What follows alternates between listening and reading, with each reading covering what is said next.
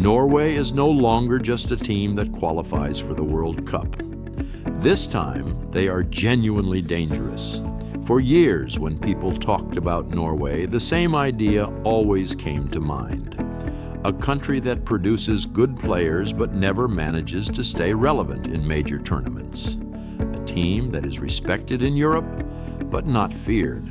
A generation that creates hope in every qualification campaign, only to end in disappointment. But with 2026, that story has started to change completely, because this time Norway didn't take the field with just individual talent, but with a true team identity. In fact, the signs of this transformation had already started a few years ago. Haaland's rise, Ødegaard turning into a leader at Arsenal, the increasing number of Norwegian players competing across Europe. All of these were signals of something coming, but everyone kept asking the same question. How can a team with this many stars still not make it to a major tournament? The answer was simple, but painful, because for years, Norway had never truly become a team. When the 2026 World Cup qualifiers began, nobody saw Norway as a serious contender. When the group was announced, all eyes were on Italy, an experienced, structured team with a strong tournament identity. Norway, once again, was pushed into the background. But from the very first match, what we saw on the pitch was not the Norway people were used to.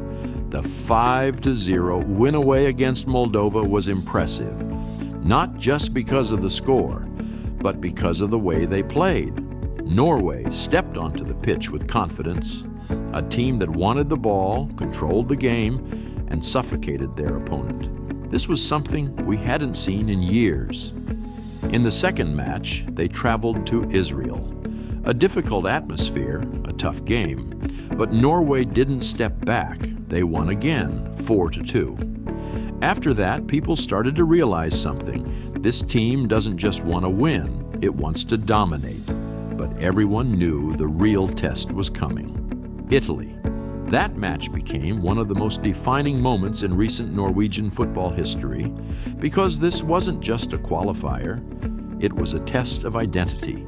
For years, Norway had been a team that played cautiously against big opponents, often sitting back. But this time, the team on the pitch was different. Norway didn't hesitate. They didn't hand control to Italy. They played their own game. And when the match ended, the scoreboard said 3-0. Norway didn't just beat Italy, they wiped them off the pitch.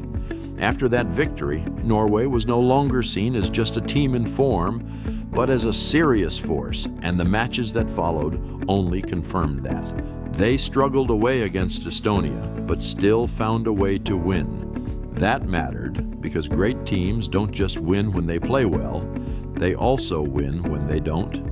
Then came the 11-1 win at home against Moldova. This was a statement. Norway wasn't just winning, they were dismantling opponents, 5-0 against Israel, 4-1 against Estonia, and finally, Italy away.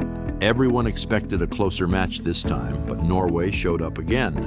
4-1, 8 matches, 8 wins. In a group like this, especially with a team like Italy, this is not coincidence. This is the result of a system. So what is this system? What makes Norway this dangerous? First of all, this team is no longer just about Haaland. Yes, Haaland is one of the most lethal finishers in the world, but Norway's strength is not just his ability to score. Ødegaard plays like a brain on the pitch. He controls the game, sets the tempo, and finds the right passes. The midfield is constantly in motion. As soon as possession is lost, they press immediately. The wingers are fast and direct. The defense is far more disciplined than before. But maybe the most important difference is this. This team now knows exactly what it's doing. In the past, Norway stepping onto the pitch felt uncertain. Now there is clarity. Everyone knows their role. Everyone believes in the system. And everyone believes they can win. That's why big teams have started to fear Norway. because this is a team that studies you, waits for your mistake, and punishes you. And when you have a player like Haaland, you cannot afford a single moment of distraction. Now the stage gets bigger, the United States, the World Cup, launching the next attack. And Norway returns to this stage after years, but this time not as participants, as real contenders. When the groups were announced, Norway's opponents immediately stood out: France, Senegal, and a team coming from the playoffs.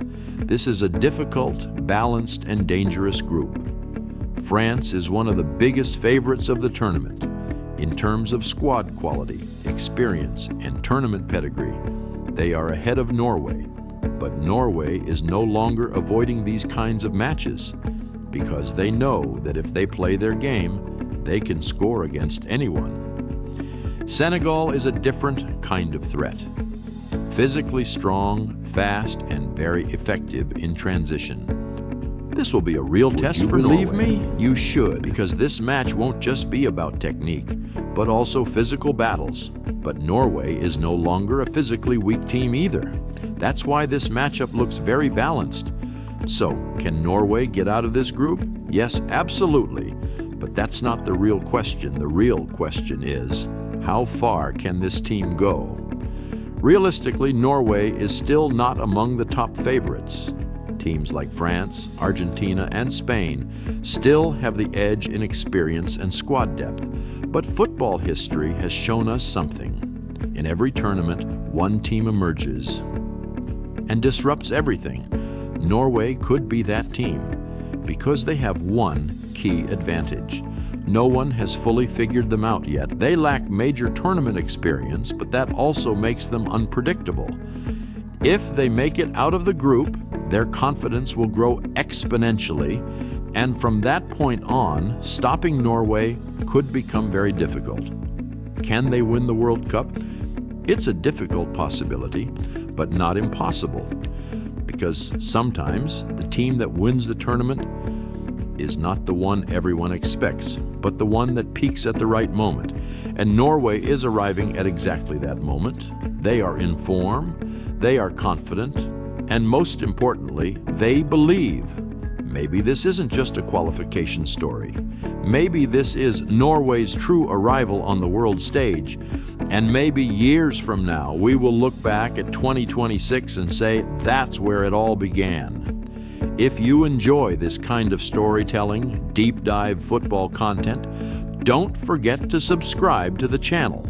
Here, we don't just talk about news, we tell the stories behind the game. We'll keep exploring rising teams like Norway and the stars of the future together. If you like the video, dropping a like really helps support the channel.